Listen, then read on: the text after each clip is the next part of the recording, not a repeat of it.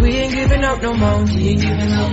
We ain't giving up no tree, we ain't giving up no river that belongs to we. Not one blue sake, not one rice bread, not one cry, not a bit of grass. We love the open country of the Rupununi and the Essequibo, the time when though we may criticize it, this is our home, we love it, and we need to keep it.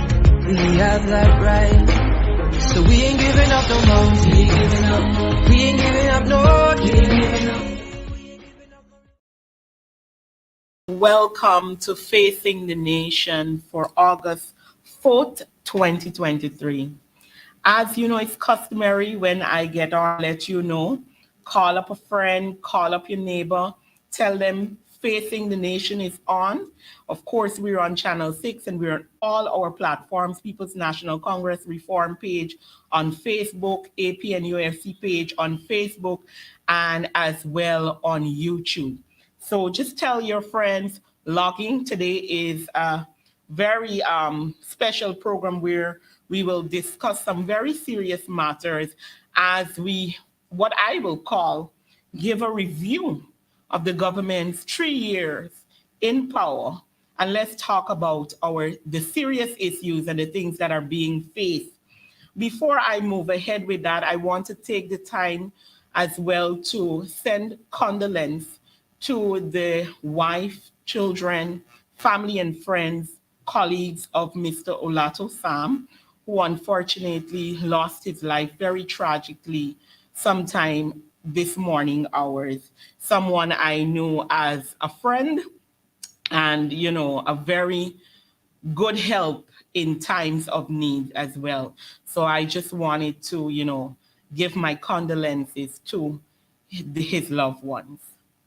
All right. So today's program, what I really want to sit down and do, and I hope that today's program is an interactive one with you, my viewers. I have no guest today. It is just me and you, and we will be rocking on the issues at hand. As I said, I want to focus today's program basically on what we would have seen from 2020 to 2023, specifically from August 2nd to today's date. And I know if you have been following all our programs and seeing everything that is happening, there is so much for us to talk about. So before we get into that conversation, which I'm sure will be very interesting, and of course, as I just said, I will be looking for the comments, the questions, as we make today's program an interactive one with my viewers. I want us to take a look at, you know, a little snap of what we would have seen over the last 3 years.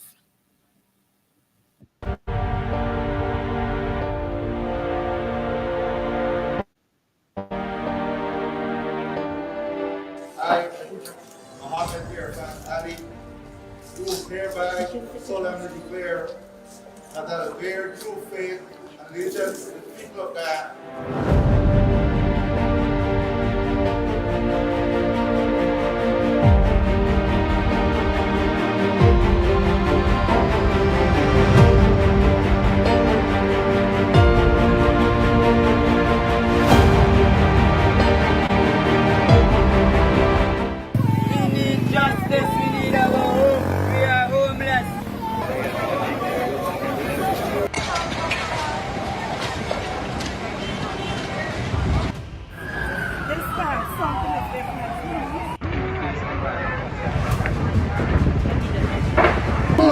Yeah. That's fine. No, you're fine, eh? Yeah. Rastaman, relax yourself!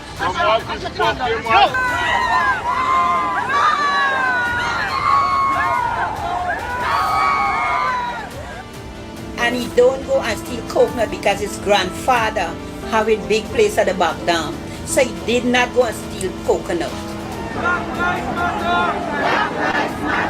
He loved to do things on his own and we love to make people joyful.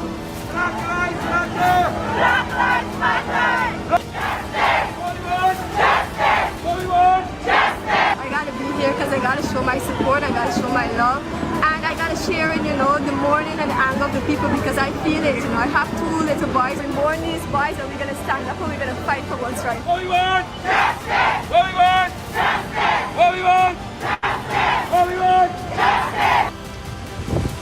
Happening now, boy. Fire big bar, happening now. Charity market on fire.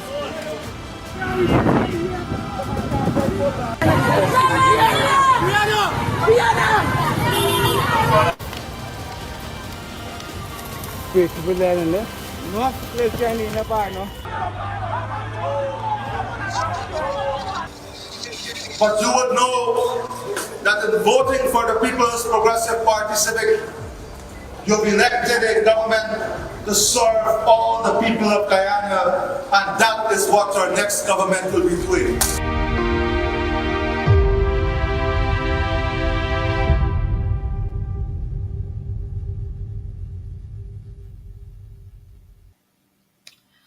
So there you are looking at what I will call the roundup video of what Guyana has been facing over the last 3 years. As you've seen on that video, you know, lots of fires, you see lots of, you know, incidents with the police, and you hear all the promises and the talks of, you know, doing his best and the oath that he took for all Guyanese. And as every Guyanese here viewing and paying attention, and those who want to be honest and truthful, we know what we are really and truly seeing is, quite frankly, the opposite of what was promised that day he was installed into government. You know, I want to start out by talking about what we saw, in fact, from the very next day, you know, the 3rd of August, by the government. Many public servants and persons who worked closely and particularly high up in government will tell you from day one on the 3rd of August, what you saw coming out of the offices that were manned by the government was a series of checks and victimization and a lineup to have public servants who would have worked in those ministries for years upon years to be put out of those ministries simply because either one, they thought they had gotten too close to the government, because in many cases, some of them worked under the PPPC government prior to 2015, but they were seen as a threat because they thought that they were too friendly with the sitting government between 2015 to 2020. And you saw many of those public servants being sent home from week one. You heard of stories, and I can say of mine as well. I got calls on the very next day, the 3rd of August, that told me plainly and clearly that I couldn't practically work in the public sector any longer because, you know, they saw my affiliation as a threat, despite most persons would tell you public service work is done in a particular way, and therefore it benefit and should be benefit to all. But the government came in with what I will call a vendetta. I want to remind persons, and you know, I'm taking my time to go through the chronicle of these stories today because I don't want Guyanese and our people to forget what has happened. And that as we are at this stage, that we have a responsibility. We can recall between 2020 to early 2021, An agency like GWI had more than 300 workers sent home. In one single organization, more than 300 workers were sent home. And one of the things that we heard coming out of that particular agency is that the agency head, who was there prior to 2015, claimed, why do we need all these workers? When I was there, we had all these people. You had 84 engineers when he came back in 2020. And then what would have happened was he thought that that was too many engineers for his area because he only had a couple of engineers. But Guyanese would also know that it was under the coalition government, GWI took a different look. We saw cleaner and better water under the coalition government. We also saw what you would call, many areas, a lot of areas, particularly in the quarantine and in outflung areas, that they were getting water for the very first time. And those things could not be possible if you didn't have a proper staffing. But yet you had someone coming back into government under this installed regime and them saying, look, you have too many workers, and you just decide without any logistics and understanding why you had so many workers, you sent home 300 plus. The Ministry of Natural Resource, one department, we saw 46 workers being sent home. These are real cases. These are things that nobody's making up. 46 workers from one unit in the ministry were sent home, although they did not have enough persons to replace or to do the technical work. After training all those officers, you had 46 of them being sent home. And, you saw this throughout all of the ministries, all of the agencies, that the government on day one went on an operation to get rid of workers. So I want the general public to understand this is a part of what we would have seen as soon as the installed government entered in 2020. Coming very quickly off of the heels of August 2020, after the firing of so many persons, and as I said, we saw that happening between 2020 and mostly in 2021, because after they got rid of, I will say, nearly 1,000 workers in the public sector. And I'm seeing one of our viewers saying that over 50 persons from GRO was sent home. So these are the things that we're talking about. And after we saw that spree of firing, then, because you do remember, they took until year end 2021 to decide how much they would have given to public servants. And then they put into a rule which has never happened prior to, they sent memos out saying, when they give the retroactive, that anybody who retired or anybody who was knocked off prior to that were not entitled to the increase. This is the government we're talking about. The current government who says to persons that they are building a one Guyana. But from August 2020, they went on a mission to get rid of public servants who they felt were associated with a different political party or in some cases, I am beginning to believe based on just, I don't think you can tell a person's political affiliation, or you shouldn't be able to just because of how they look.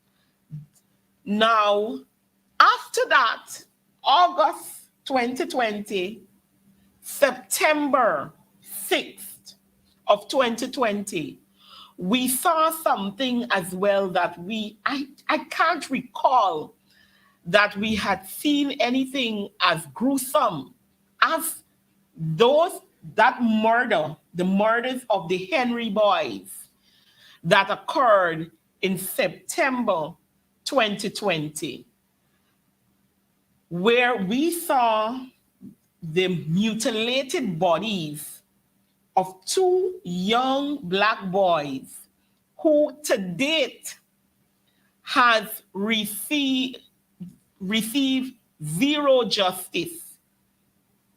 Nobody has been properly charged or held for their murders, and we are now in 2023.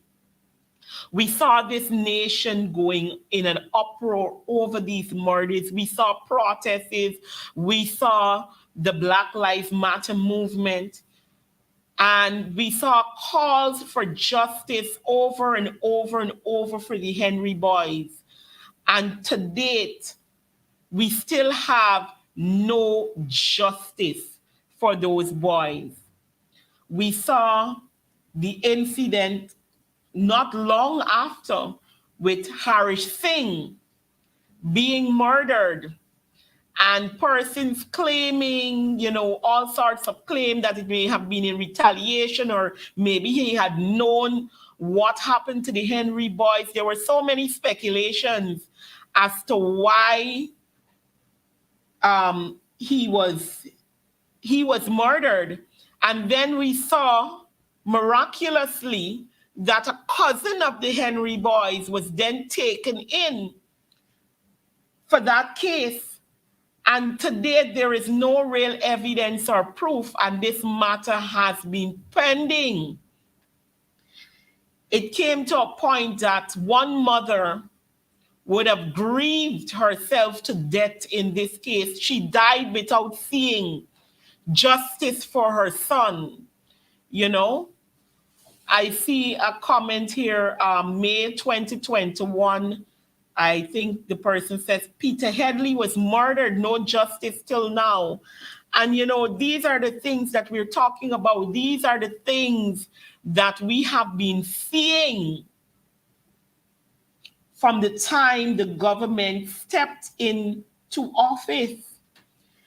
And with that, because you had the Henry Boyce case, and then we can talk about the extrajudicial killings as well that we have seen.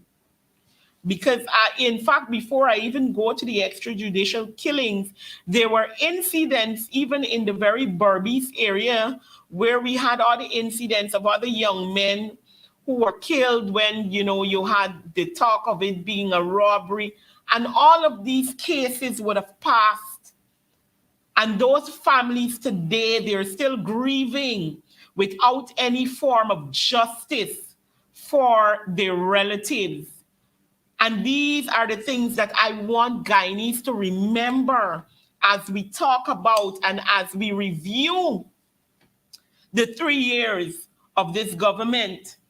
We talk about extrajudicial killing. Almost 1 year and a week after the Henry Boyce murders, we saw the execution of Orrin Boston in his bed, where the police entered his home claiming to search for stuff, but they shot him while, according to his wife, he slept in his bed. And the two officers that were at some point pulled before the court, I think in January of 2022 for that case, were placed on $1 million bail each. And we have heard nothing else of that matter. So those families, friends, and relatives of Orin Boston are still grieving his loss without any form of justice. You had all the visits from the police commissioner and this body and that body, but nothing has come out of the execution of Orin Boston. Then we saw in 2022 the execution of Quindon Bacchus, which is fresh to us. And we see the same trends playing out. And you hear the story of a police officer simply standing over him and emptying his clip basically on him. And somehow that is a form of, it's a just form in terms of you claiming the person was selling a weapon, etc. Just standing up over them and putting bullets in them is a way for you to execute your duties as police officers. I want to remind the public, between 2015 and 2020, there were lots of incidents happening in the country, yes, but we saw a professional police force at that time. We saw cases being solved appropriately and properly. But we have entered into a phase again where, like the years between 2025 to 2008, where we saw many, we can't count the extrajudicial killings that we saw and the random murders on the street, and people feeling the need that they can just pick up a gun at any time and they can shoot and kill because guess what? What they see is a lawless government in place who has now caused a police force to be one that can do as they like or have to follow instructions. And we are seeing again the deterioration of what is happening in our country. So we had those cases as well that we can talk about. And we have to continue to hold this government accountable and call for justice in these cases. We saw a dramatic increase in fires once again, because I would tell people when the PPP is in power, it's as if the country becomes, a fire zone. We have seen approximately 9 schools being burnt in the last 3 years, I should say. The multi-school on the back road, you got St. George's Cathedral Christchurch. We can talk about the Brickdam police station where we're seeing that story surfacing again about, about the sponge of a prisoner that caused this big fire. And, we did some investigations before and we see that, it's almost, impossible what the police are saying that happened. You had the DPP office going up in flames and we know that some things there were destroyed. And, we don't know what will really happen with those cases. Then we saw places like the Parika Market, we saw Charity, and only recently we saw, the Vredenhoek Stelling just a few days ago, where 15 boats apparently were burnt. And of course, we can talk about the Madia School dormitory fire, which took the lives of 20 young persons, 19 young girls and 1 young boy. And it is probably I think today is day 75. Although I finally promise that we will have a commission of inquiry into this matter, at day 75, You know, today is August 4th, it's 1:04, and yet still there is no inquiry, no commission, nothing has been set up. But then we hear the talk of, this compensation of $5 million to the families, as though, that is the cost of their children's life, while we are yet to figure out all that has taken place and find out who should be held responsible. Because at the end of the day, these children were in government care. And what systems failed and what systems need to be fixed and who should be held responsible. This government is now complicit in ensuring that those families not only get justice, but there is a way of finding out what had happened, hold persons accountable, and fixing the system so that the kind of incident that occurred, the tragedy that occurred at Madia Dormitory, does not ever repeat itself. As Guyanese, we are still sitting and waiting for that to happen.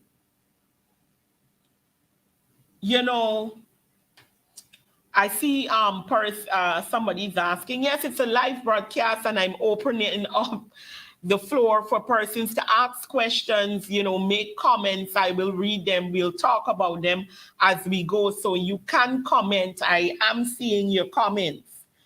So we have all these fires, that has happened. So the person here says they don't really care for an inquiry. They're saying the things that they know that the public wants to hear, but 10 out of 10, they don't give, and I can't repeat the last part on air. But it is true.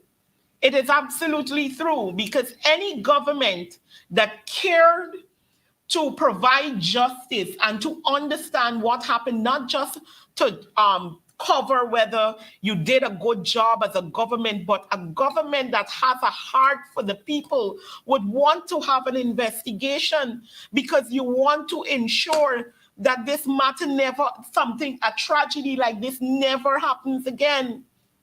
And that's what we are not seeing with this government that parades themselves as the one Guyana people, as if they care for all people.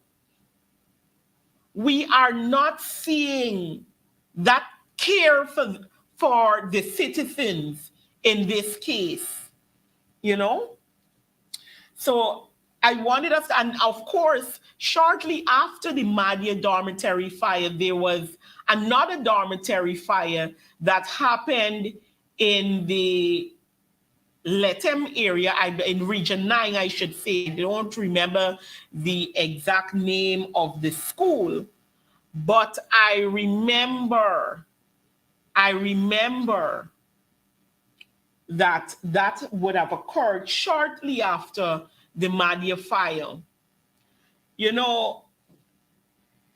One person is saying here, when will the 1,000 laid off public servants go out in the streets to protest and make their voices heard? It's a question that I've been asking for a while, and this is why I continue to say that as Guyanese, we have a responsibility. It is not just our political leaders that have a responsibility, but we as a people also have a responsibility.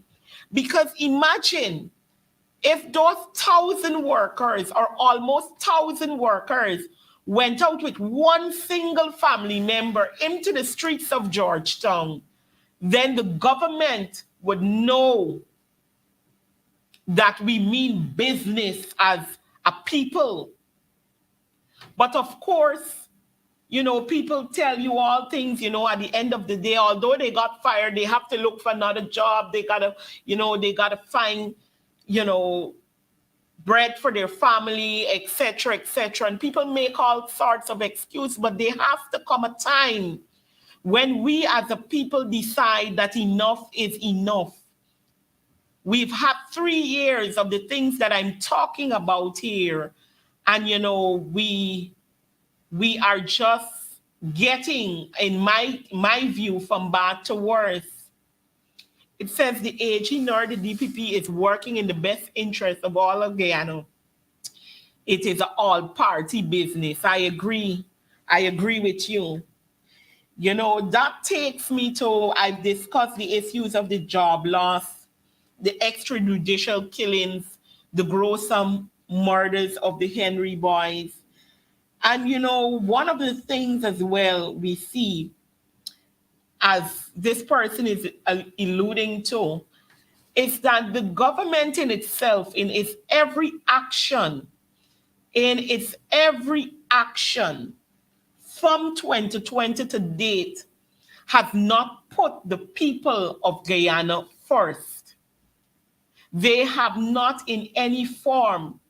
We have recently seen the court matter with Exxon and the EPA. And basically, in layman's terms, what the government has taken on to do is basically to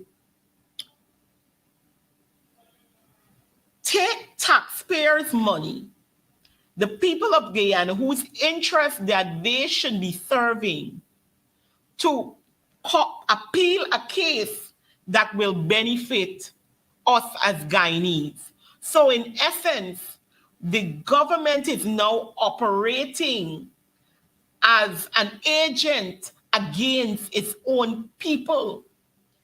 And I mean, if that in itself, in addition to all these murders and the victimization and the discrimination, what more do we want to know that this government has no care for our people, and that the One Guyana team is a fallacy? We don't have a government with heart. Indeed, indeed. And he says here that, oh yes, I'm seeing it now. As quiet as it's kept, Guyana and Guyanese started to live post-2015 before we live just how we are living again today. Yes, and that's the point I'm making. We are speedily returning to the days that it was a very lawless and brutal country. I sent out condolences to the family of Mr. Olato Sam when we started the program. He served this government for many years, and he served partly under our government as well. And someone I said I knew as a friend. And he lost his life because of a stray bullet, because of the state of lawlessness that our country has gone to, where people can just fling out guns as they wish and shoot up. He would have, a person of his caliber would have lost his life simply because what people will determine or say as being at the wrong place at the wrong time. This is what we are getting back to. I remember prior to 2015, we had quite a few people as well that lost their lives to stray bullets. I remember, I think it was Belgrave, who same would have happened to him as he celebrated his birthday in front of the fish shop on Hatfield Street, while some persons decided that they could just shoot up Wiley, and he lost his life. This is the kind of state that we're heading back to in this regard. And it is only when our people and all Guyanese decide that the things that are happening to others, it's not just happening to them, but it is happening to us. We can also go ahead and talk about the disrespect for communities and development and life that we have seen over the last 3 years. We have seen the issue in Mocha. We are looking at the issue in Hillfoot. We know of some of the livelihoods that were disturbed in All Boys Town and other areas in the name of development. And we are about to hear, if these plans proceed, about the disruption of the lives of persons who have been living on the embankment, in many cases 20-something years, 30 years, as they have embarked on this, what they call the 4-lane road expansion. And you know, it also takes me to the point where I say this government does things primarily without thinking.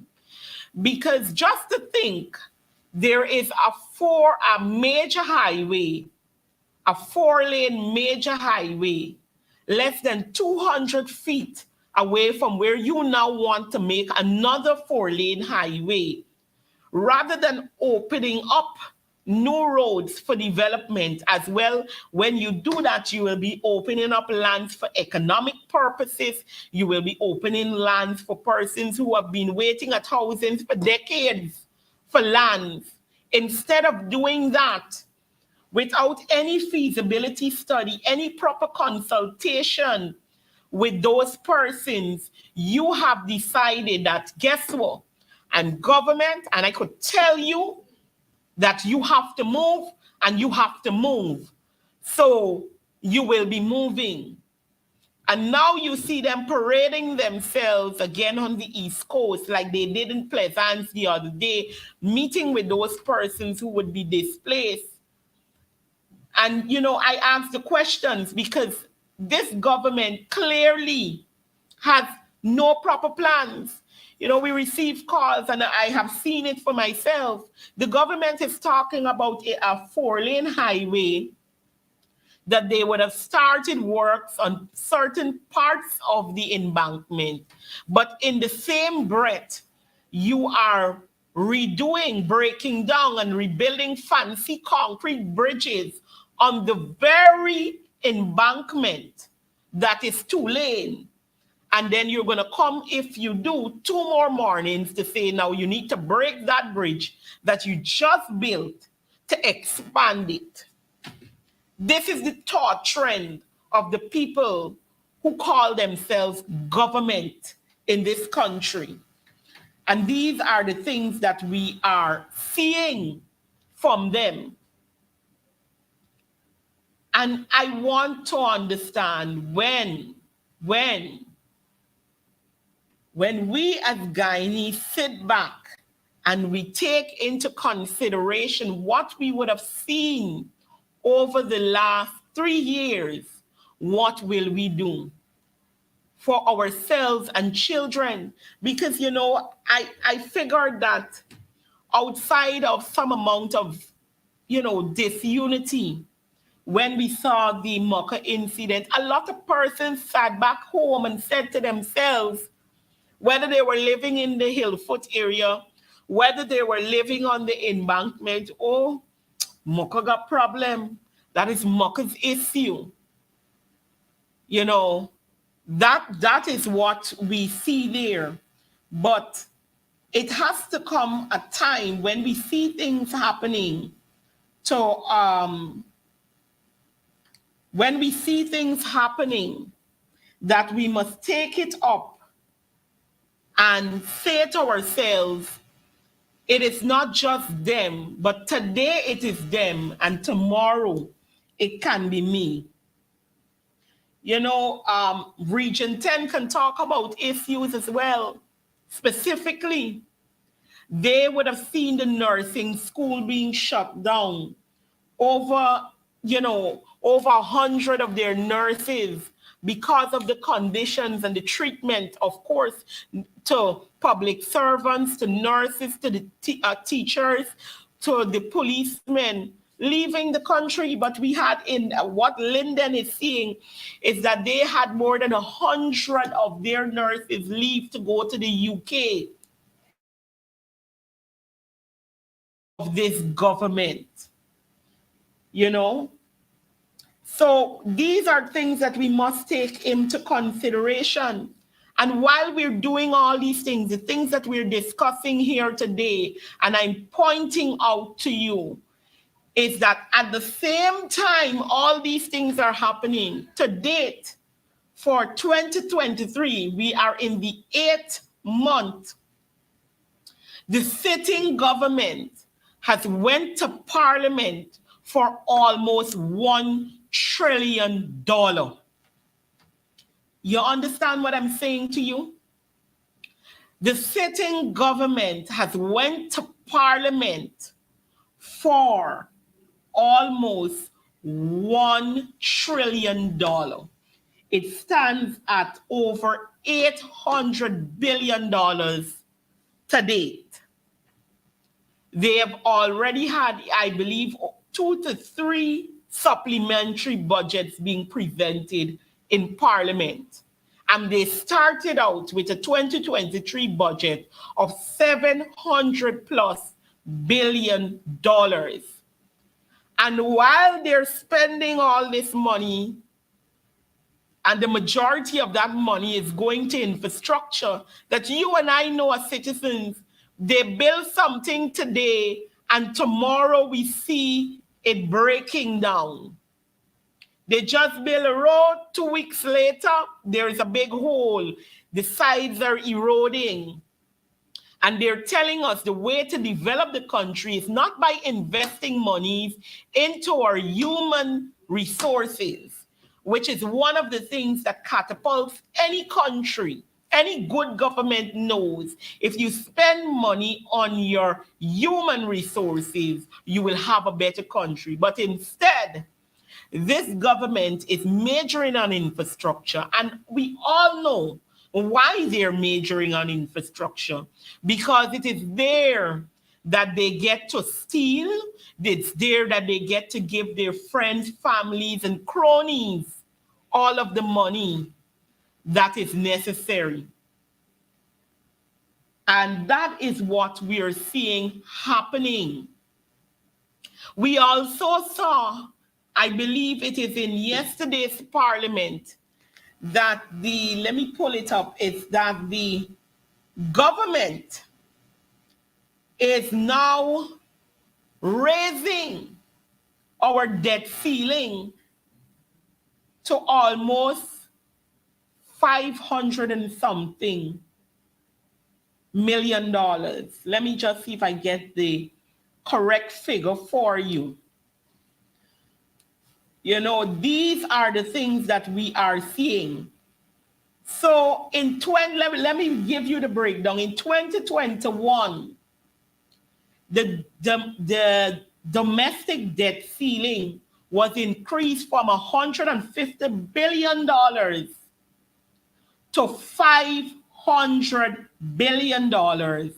And the external debt ceiling from $400 billion to $650 billion in 2021.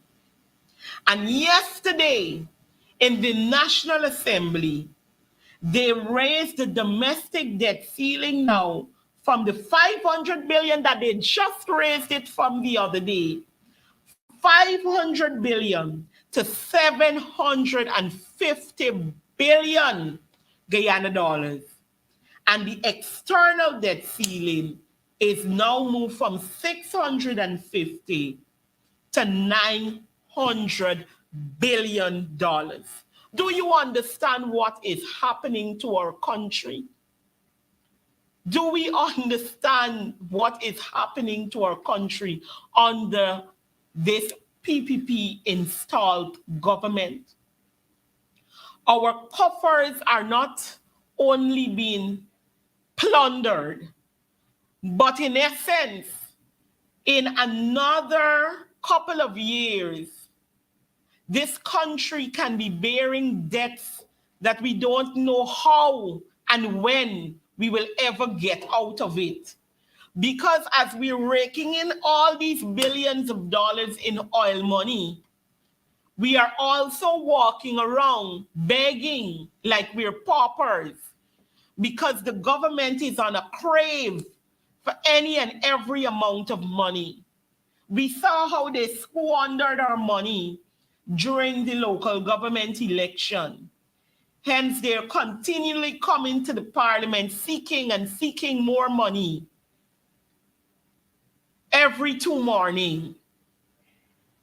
So, these are some of the things that we must pay attention. We talk about guardrails of democracy, and we sometimes hear them using the term democracy as if they have an iota of understanding of what that term means.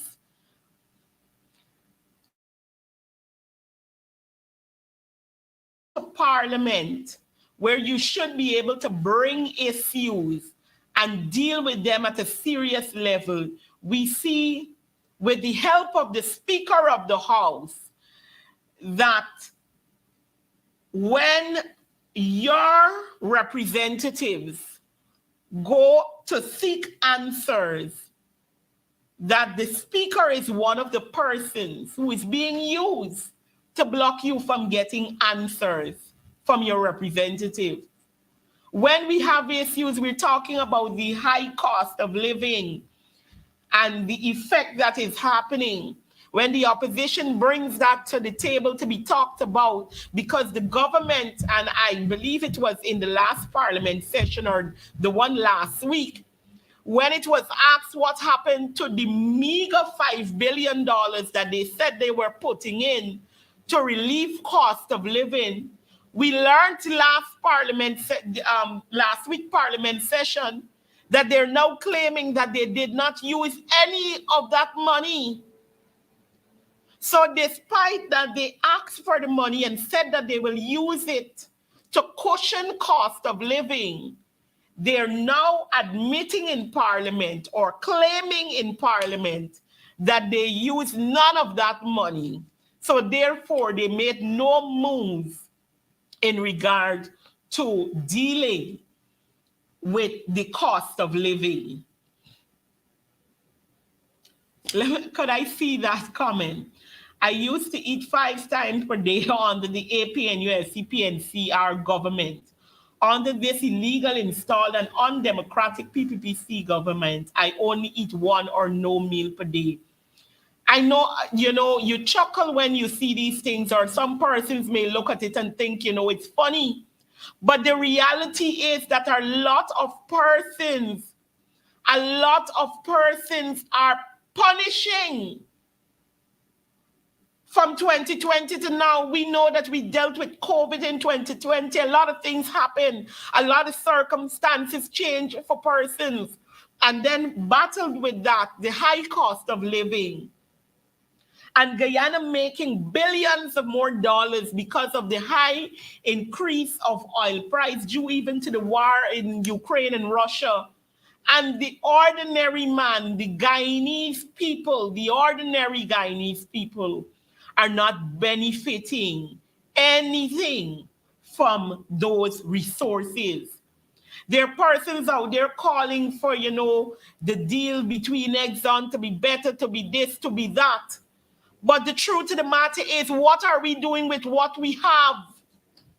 If it continuously goes into the wrong hands, and I'm saying that this government is the wrong hand, our people will continue to punish. Because it doesn't matter if we get them to give us more money now, that more money goes into the 1% of Guyanese. The government, their friends, families, favorites, and their cronies, that's where the money goes. And I'm saying there is only one way for us to deal with these matters. At the end of the day, as Guyanese, as persons facing these issues, we have to come together and call for the government to be held accountable for what we are seeing. I'm almost out of time. I basically have 1 minute remaining, but, I want us to understand. I want us to not forget because Guyanese have a tendency of forgetting what we're going through, what we're dealing with, or we push it to the background and say, we're gonna deal with this, we are doing this, we're gonna do that, and we talk around it. And Guyanese as well have a way of making everything a joke. When hard times hit, anything happening, we find a way to laugh it off. But there are times that I want us to understand that the situations we're facing, the issue of the public servants being sent home, the mistreatment of all public servants, and imagine under a coalition government where a public service saw more than a 70% increase in just 4 years, 3 to 4 years. And here we're at 7%, while the government sitting has oil money.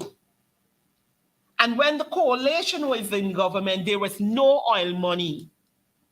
And they're still shamelessly going out into communities and telling persons that they can't do this, they can't do that, or, you have to be a part of them to have those things. I haven't even gone into the issues of the infrastructure problems. They're literally giving out a little piece of road to 1,000 contractors who just wake up this morning and decide that they can be contractors. And then we see the issues that we're having on our roadways. Guyanese, I am outlining these issues to us because as an installed government decides that they're going to celebrate their 3 years, the Guyanese public is mourning. I honestly didn't forget. I'm sorry, but I didn't mention it. We talked about the $1 million bail, which is apparently a thing for the PPC when they want to cover. You had Dharmlal situation just recently. He was placed on $1 million bail, and then the whole story went up. But I'm hopeful that that very matter will be dealt with as soon as we get them out of power.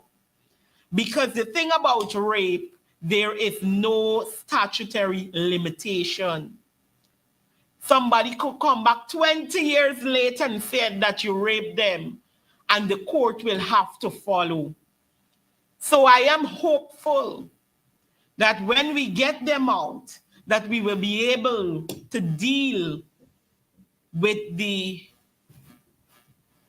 I was going to use a word that I don't believe that I should use anymore, but we will deal with the Dharmlal issue, who has shown disrespect throughout the 3 years for women. We've seen all the issues inside of the parliament. Viewers, I'm saying to you, and my appeal today, and the reason why I'm bringing these issues up, it's not just because it's their anniversary of being installed into government, but it is because I hope and I want us not to forget what we are dealing with and what we have been dealing with since 2020. And I want to urge you in this call to be sure to come out and support any calls against the government, because it's we, the people, who have to put our foot down. We have the say if we would hold one head. It is our responsibilities as citizens to speak out and to hold the government accountable. It is not time to fear.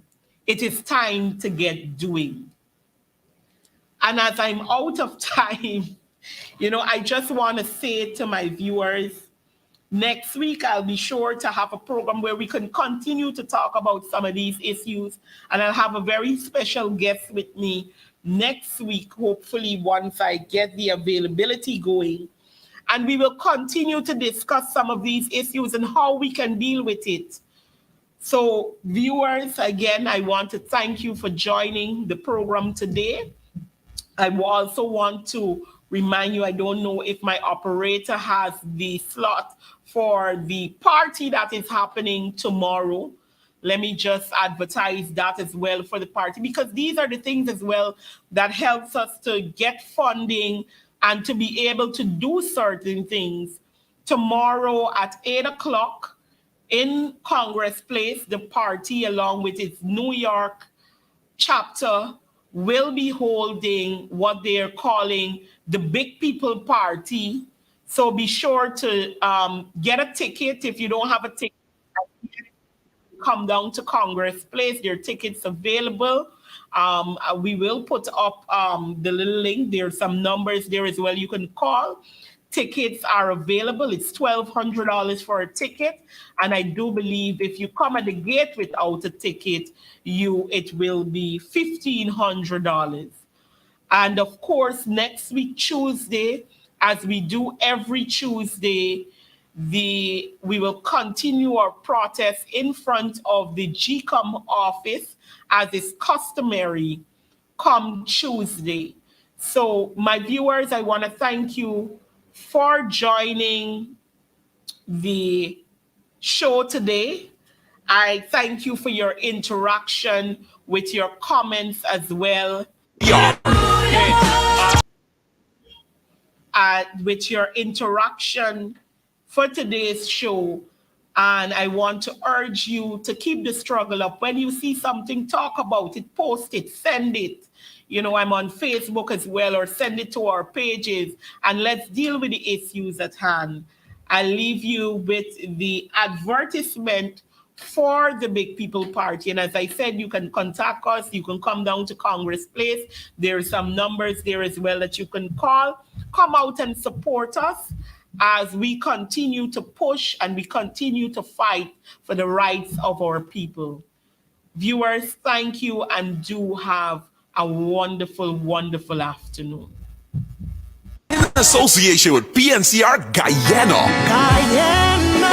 presents the Big People Dance on Saturday the 5th of August at Congress Place of Fire. Music by Blue Ribbon the Boss, Jarvis One Man Band, and Genesis One Man Band. Early bird tickets are $1,200. You will pay more at the gate. Tickets to locations: Congress Place of Fire, PNCR office on Durban Street, all PNCR offices in all regions, Wayne Mason or Hazel Pie Lewis. It's the PNCR New York in association with PNCR Guyana. Big People Dance on Saturday the 5th of August at Congress Place of Fire with parking in the compound. Get your tickets today and come, let's dance.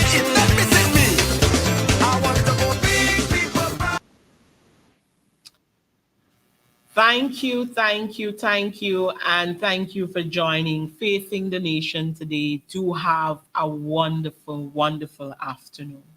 'Cause we ain't giving up no mountain, we ain't giving up no tree, we ain't giving up no river that belongs to we.